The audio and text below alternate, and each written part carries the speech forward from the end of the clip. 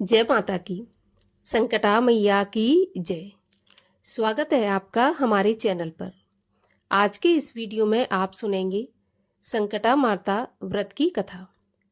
संकटा माता का व्रत शुक्रवार के दिन किया जाने वाला व्रत है, जिसमें संकटा माता की पूजा से सारे संकट दूर होते हैं और मन की कामनाएं पूरी होती हैं।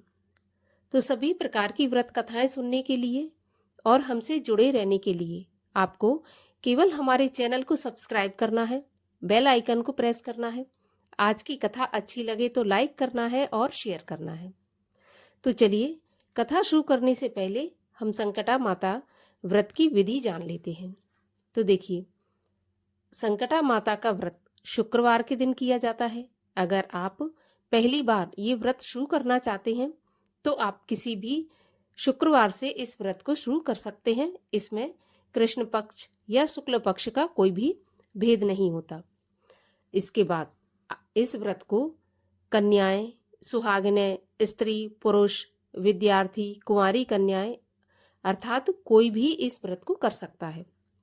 संकटा माता का व्रत करने से सभी प्रकार के रोग, शोक, समस्त आपत्तियां, संकट दूर होकर धन प्राप्ति होती है एवं सभी प्रकार की मनोकामना पूरी होती है। संकटा माता का व्रत करने से पहले व्रती को ब्रह्म मुहूर्त में उठकर प्रातःकाल स्नान आदि से निवृत्त होकर शुद्ध वस्त्र पहनकर संकटा माता की पूजा करनी चाहिए, कथा सुननी चाहिए। अगर संकटा माता का मंदिर है आपके आसपास कहीं तो वहां पर जाकर आप पूजा करें। अगर नहीं है तो आप घर पर ही एक चौकी बिछाएं। चौकी पर लाल कपड़ा बिछाएं और उस पर संकटा माता की तस्वीर या मूर्ति स्थापित करें और आप धूप, दीप, पुष्प, माला आदि से माता का पूजन करें। अगर भोग की बात करूं तो भोग में संकटा माता का जो भोग होता है वो चावल के आटे के लड्डू बनाए जाते हैं, उससे भोग लगाया जाता है। चावल का आटा लें आप और उसके लड्डू बनाएं। इसके अलावा आप और भी मिठाइयाँ ले सकते हैं। ऋतुफल, नारियल, सिंदूर, अपनी सामर्थ्य के अनुसार आप जो भी चढ़ावा चढ़ाना चाहें माँ पर चढ़ा सकते हैं। इसके बाद हाथ में लाल गुड़हल या फिर लाल गुलाब का फूल लेकर कथा सुननी है। तो चलिए अब हम शुरू करते हैं संकटा माता व्रत की कथा। एक बुढ़िया थी। उस बुढ़िया का एक जवान बेटा जिसका नाम रामनाथ था, वह कमाने के लिए परदेश चला गया। पुत्र के विदेश जाने के बाद उसकी बूढ़ी माँ बहुत ही चिंतित और दुखी रहा करती थी। उसकी चिंता का विशेष कारण यह था कि उसकी पुत्रवधू उसे नित्य खरी खोटी बातें सुनाया करती थी। इसलिए बुढ़िया रोजाना अत्यंत चिंतित और उदास भाव से घर के बाहर स्थित एक कुएं की जगत पर ही बैठकर आंसू बहाया करती थी। बुढ़िया का यह क्रम बराबर चलता रहा। एक दिन उस कुएं में से दिए की माँ नामक एक स्त्री निकली और उसने बुढ़िया से पूछा, अरे ओ बूढ़ी माँ, तुम इस तरह से बैठकर रोजाना क्यों रोती रहती हो? तुम्हें किस बात का कष्ट है? तुम अपना दुख मुझे बताओ, मैं तुम्हारे दुख को दूर करने का पूरा प्रयास करूंगी। बुढ़िया ने उस स्त्री से ऐसे वचन सुनकर उसका कोई जवाब नहीं दिया और उसी तरह बैठकर रोती रही। दिए की माँ द्वारा बार बार एक ही प्रश्न पूछे जाने से वह बुढ़िया झुंझला गई और उस बुढ़िया ने दिए की माँ से कहा, तुम मुझसे बार बार ऐसा क्यों पूछ रही हो? क्या सचमुच ही तुम मेरा दुख जान लेने के बाद उसे दूर कर सकोगी?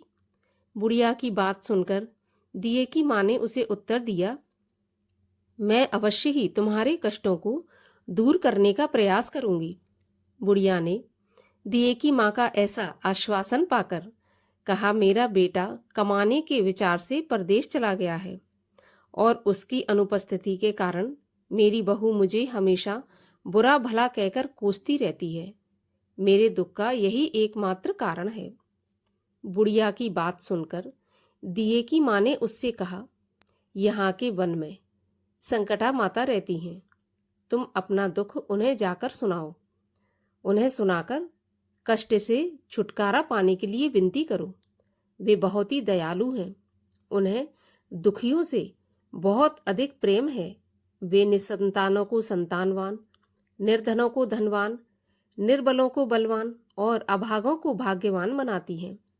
उनकी कृपा से सौभाग्यवती स्त्रियों का सौभाग्य अचल हो जाता है।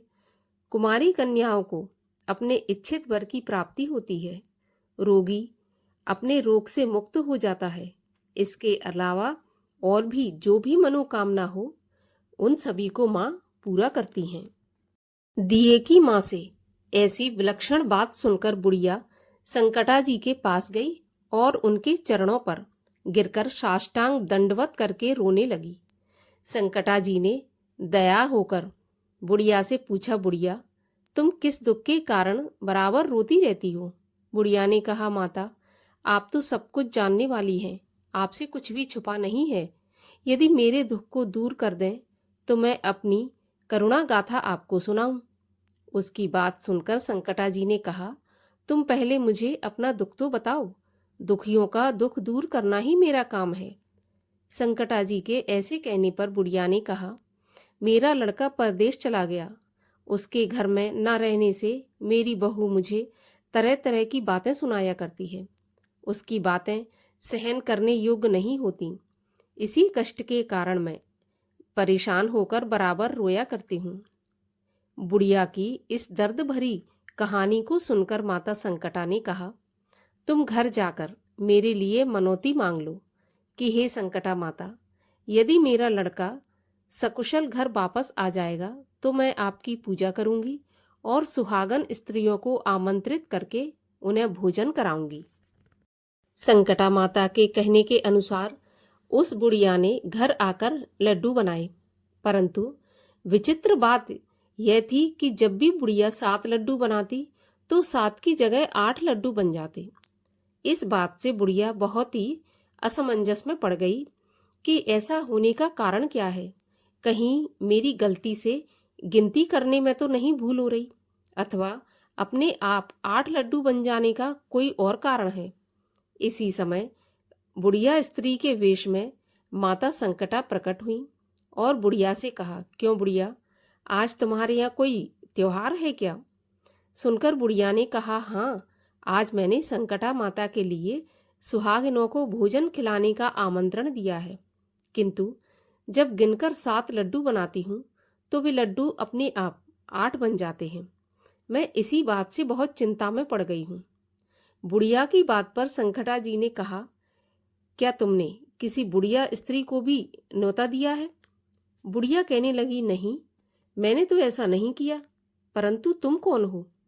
संकटा जी ने कहा, मैं बुढ़िया हूँ, मुझे ही तुम न्योता दे दो। ऐसा सुनकर बुढ़िया ने उसे संकटा रूपी धारी बुढ़िया को भोजन के लिए न्योता दे दिया। इसके बाद बुढ़िया के घर पर सभी आमंत्रित सुहागनें आ पहुंची और बुढ़िया ने सबको लड्डू तथा अन्य मिठाई आदि का भोजन कराया। इससे संकटा माता जी की कृपा से उस रामनाथ के मन में अपनी माता एवं पत्नी से मिलने की प्रबल इच्छा उत्पन्न हो गई। सुहागिनों के भोजन करते ही उस बुढ़िया का लड़का परदेश से अपने घर आ गया। लड़के के आने की सूचना बुढ़िया को दी गई, लेकिन बुढ़िया अपने काम में लगी रही। उसने कहा, लड़के को बैठने दो, मैं सुहागनें जमाकर अभी आती हूँ। लड़के की बहू ने पति के आने का समाचार पाकर पति के स्वागत के लिए वहां से तुरंत प्रस्थान कर दिया। लड़के ने अपनी बहू को देखकर मन में विचार किया कि मेरी पत्नी को मेरे प्रति कितना प्रेम है, जो खबर पाते ही मुझसे मिलने के लिए आ गई, परंतु मेरी माता का मुझ पर जरा भी प्रेम नहीं है, क्योंकि खबर पाकर भी माता ने आने की बात नहीं सोची। इधर जब पूजा का काम समाप्त हो गया और सब सुहागनें भोजन करके अपने अपने घरों को लौट गईं, तो बुढ़िया अपने बेटे से मिलने के लिए उसके पास आ पहुंची।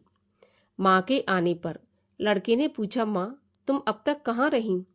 माँ ने उत्तर दिया, बेटा, तुम्हारी कुशलता के लिए ही मैंने संकटा माता से मनौती मांगी थी और उसी को पूरा करने के लिए सुहागनें जमा रही थी। इसके बाद बहू का व्यवहार उसको सुनाया, जिसे सुनकर संकटा माता की कृपा से लड़के का मन अपनी स्त्री से हट गया। उसने माँ से कहा, माँ, या तो इस घर में मैं ही रहूंगा या यही रहेगी। बुढ़िया ने कहा, बेटा, तुम्हें तो मैंने बड़ी कठिन तपस्या से पाया है, इसलिए मैं तुम्हें कैसे छोड़ सकती हूँ। तुम्हारे लिए चाहे बहू का भी त्याग करना पड़े तो भी मैं कर सकती हूँ। अतः लड़के ने अपनी स्त्री को घर से निकाल दिया। बहू घर से निकलकर बाहर आई और बहुत ही दुखी मन से एक पीपल के पेड़ पर चढ़कर बैठ गई और वहीं रोने लगी। उसी समय एक राजा उधर से जा रहा था।